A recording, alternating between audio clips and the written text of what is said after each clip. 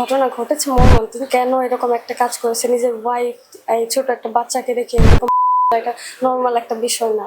শরীয়তপুরের ফারজানাকে ভালোবেসে বিয়ে করেছিলেন মাদারীপুরের শিপন। কিছুদিন যাওয়ার পরেই তাদের ভিতর বনিবনা না হওয়ার কারণে বিবাহ বিচ্ছেদ ঘটে তাদের। ঠিক শিপন আবারও তার ফারজানার পরিবারকে ফুসলিয়ে ফাসলিয়ে দ্বিতীয়বারের মতো বিয়ে করেন এবং বিয়ের পরেই তারা গ্রামের বাড়ি ছিলেন। গ্রামের বাড়ি থেকে ঢাকার উদ্দেশ্যে রওনা হন শনিবারই, ঠিক ধানমন্ডির এই কলা বাগানের বাসাটিতে। এই বাসাটিতে শ্বশুরের বাসায় এসে ওঠেন। ঠিক অল্প কিছু সময়ের ভিতর কি হয়েছিল তাদের মধ্যে আমরা জানার চেষ্টা করব আজকে এই পুরো ঘটনাটি। চোখ রাখুন দৈনিক নতুন সময়ের প্রতিবেদনে।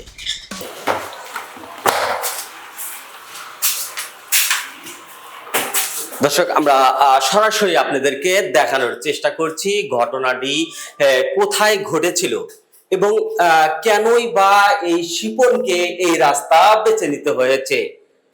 এবং আমরা যেমনটি জানতে পেরেছি, শিপন একাই কিন্তু তার স্ত্রী এবং শাশুড়িকে, দর্শক আমি যেখানে দাঁড়িয়ে আছি ঠিক আমার হাতের সামনেই কিন্তু এই রুমটি রয়েছে। রুমটি কিন্তু এখন তালাবদ্ধ রয়েছে। আসলে কেন তালা দেওয়া হয়েছে, পুলিশ প্রশাসনের পক্ষ থেকে তালা দেওয়া হয়েছে কিনা আমরা জানার চেষ্টা করব এবং পাশে যারা থাকেন তাদের কাছ থেকে আমরা জানার চেষ্টা করব আসলে ঘটনাটি যেটি ঘটেছে সেটি কি আসলে আগে থেকেই তাদের ভিতরে কলহ ছিল নাকি কালকেই কলহ পারিবারিক বিরোধের কারণে ওই স্ত্রী এবং শাশুড়িকে। আমরা একটু জানবো ভাইয়ের কাছ থেকে। এই যে ঘটনাটি আপনার রুমের পাশে ঘটে গেছে, আসলে কি ঘটনার আগে কোনো কিছু? যে ওনারা আগে একটা বিয়ে খেতে গেছিল, ওনারা বাসায় ছিল না, শনিবার দিন রাতে ওনারা বাসায় আসছে। আসার পরে ওনারা ছিল সারা রাত, সকালে দেখি মানে আমি তো বাসায় ছিলাম না, হালকা হালকা মানে ওনাদের মধ্যে কথা কাটাকাটি হয় রেগুলারের মতো যেরকম হয় ওই রকমই আর কি হচ্ছিল, মানে হালকা শুনতে পাচ্ছি তার কাছ থেকে। আমার ওয়াইফ বাসায় ছিল, পরে তো হঠাৎ করে মানে ওনার হাজবেন্ড তো ফলের দোকান করে, উনি ফলের দোকানে গেছে। তারপরে পরে ওনার যে পিসি ছেলেটা উনি দৌড়িয়ে আসছে, মানে বেড়ে চলে গেছে। বেড়ে এসে আবার দেখে যে মানে বলছে আমার বোন, তারপর আমার মা এই বলে উনি বেড়ে গেছে, মানে ওই যে তার খালাকে ডাকতে গেছে। আর ওই দিক দিয়ে যে শিপন উনি হচ্ছে তার বাচ্চা ছিল একটা 9 মাসের, ওই বাচ্চাটা নিয়ে বেড়ে চলে গেছে। চলে যাওয়ার পরে তারপরে যে ওই মেয়েটার যে বাবা উনি এসে দেখে যে তার মেয়েটা ঘরে পড়ে আছে আর হচ্ছে ওয়াইফের। পরে উনি ঢাকা মেডিকেলে নিয়ে গেছে। ওনাদের নাকি যে শিপন আর যে শিপনের যে ওয়াইফ, ওনাদের আগে বিবাহ বিচ্ছেদ ছিল আগে, মানে হয়েছিল, হওয়ার পরে আবার নাকি যে বিবাহ বিচ্ছেদ দ্বিতীয়বার বিয়ে হয়েছে আবার। উনি নাকি তো শুনছি ট্যাক্স চালাই ওই শিপন ভাই, উনি ট্রাক ড্রাইভার ছিলেন। হ্যাঁ ট্রাক ড্রাইভার ছিল উনি বাসায় আসতো তর্ক মর্ক করতো এরকম শুনছি। এই যে তালাবদ্ধ এখন রুমটা আসলে হ্যাঁ প্রশাসন আসছিল গতকালকে, প্রশাসন এসে ওনারা এখানে দেখছে কেমনি কি সমস্যা কি করতেছে এগুলো দেখছে। আবার হচ্ছে পিবিআই থেকেও লোক আসছিল আমাদের এখানে, তো আমি সবের তো ডিটেলসে জানি না, সিকিউরিটি আসছে উনি সবকিছু বলতে পারবে ভালোভাবে। কালকের যে ঘটনাটি ঘটেছে মর্মান্তিক একটি ঘটনা, কিভাবে ঘটেছিল শেষ পর্যন্ত আপনারা কি দেখছিলেন? প্রথম দিকে যখন এই কাজগুলো হয়েছে আমরা আসলে তখন কোনো আওয়াজই পাইনি, নর্মাল যে আওয়াজ হওয়ার কথা এরকম কোনো আওয়াজই পাইনি। আমরা যখন কান্নাকাটির আওয়াজ শুনে বের হয়েছি তখন আমরা বাসায় যাদের পেয়েছি ওনারা আসলে বাসার কেউ না, ওনাদের আত্মীয় স্বজন ছিলেন। তারপরে ডিফেন্সের লোকজন আসছেন, ওনারা হচ্ছে নিজেরা সবকিছু তদারকি করেছেন, তখন আর আমাদের ভিতরে ঢুকতে দেয়নি। বাস এটুকুই। এই যে যখন চিৎকার চেঁচামেচি শুরু হয়েছে তখন এই যে শিপন তিনি আসলে কোথায় ছিলেন? আমরা বের হয়ে তাকে দেখতে পাইনি। বের হয়ে দেখতে পাইনি, তার আগে তিনি এখানে থেকে চলে তেমনটাই।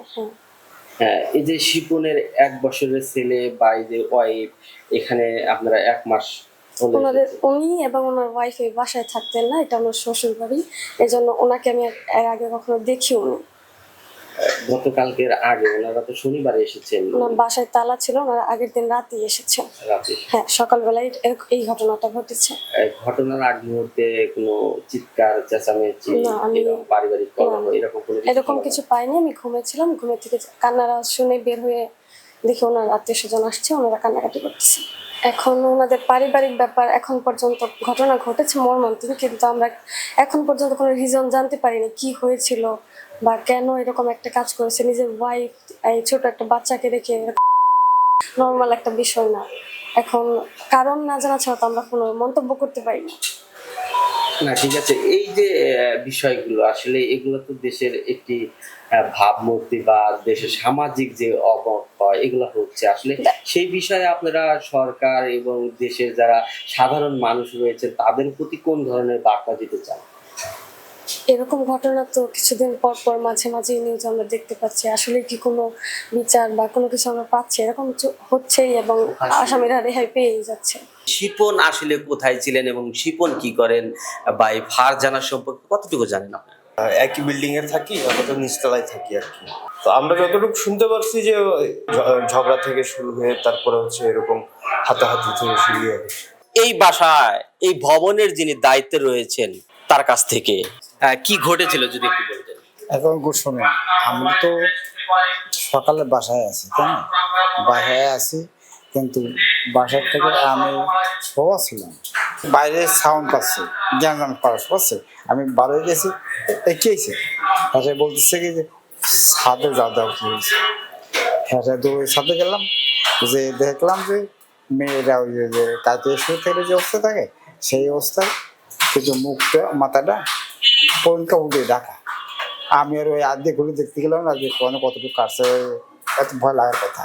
তাই আমি দেখিনি, এবারে তোর সময় চলে এসে মানুষজন তো হুড়ি যাতে চেষ্টা করে, আমি এনে আটকা দিলাম। তারপর আমি সাহেবের ফোন করলাম, সাহেব এসে আসলো, পুলিশ আসলো। পুলিশ আসলে তো এসে তারা বলছে চাচা তুই না যায়, আমি আটকে বসে গেছি। এই পর্যন্ত। এই যে বিষয় একের পর এক যে ঘটনা ঘটছে দেশে, আসলে এগুলো আপনারা কিভাবে দেখছেন? দেশের ঘটনা তো খারাপই ঘটে, ভালো তো আর দেখি না কিছুই, সবই তো দেখি খারাপ, ভালো দৃশ্য তো কিছুই দেখি না। আসলে এই যে শিপনের যে শিপন ঘটালো, এই বিষয়গুলো আসলে কোন ধরনের বিচার আপনারা চাচ্ছেন? না, আমরা তো বিচার চাই, এই ধরনের যে ঘটনা না ঘটে, এখন যে ঘটছে আর। এই সেই রুম যেটি তালাবদ্ধ রয়েছে, এই রুম থেকেই বিদায় নিতে হয়েছে ফারজানা এবং ফারজানার মাকে। এই শিপন কিভাবেই এই দুইজন ব্যক্তিকে মুহূর্তের মধ্যেই, সেই মূল তদন্ত চলছে এখন পর্যন্ত প্রশাসনের নজরদারিতে। প্রশাসনের পক্ষ থেকেই তালাবদ্ধ করা হয়েছে এই রুমটিকে। দর্শক, এই ছিল আমার কাছে আজকে রাজধানীর কলাবাগান থেকে সর্বশেষ অবস্থান। লিমন শেখ, দৈনিক নতুন সময়, ঢাকা।